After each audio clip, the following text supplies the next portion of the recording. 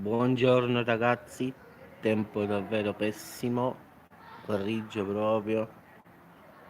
Devo dire la verità, stamattina fa anche freddo. Il tempo è proprio, pare che deve fare la neve qua. Proprio fa paura. Stanotte tutta la notte, pioggia. Però quello che più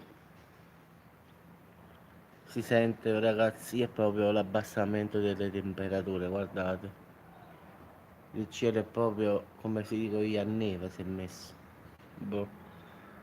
Quindi aspettiamo stasera il maltempo che arriva. È proprio tutto scuro scuro, come dico io.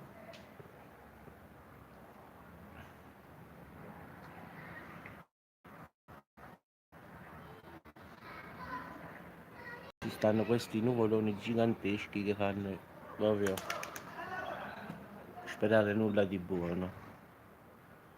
Vabbè ragazzi, vi saluto. Qui a Salerno il tempo è pessimo, quindi poi vediamo che succede. Comunque credo che stasera a finale si scatenerà davvero un maltempo esagerato. Già ora il tempo non è buono.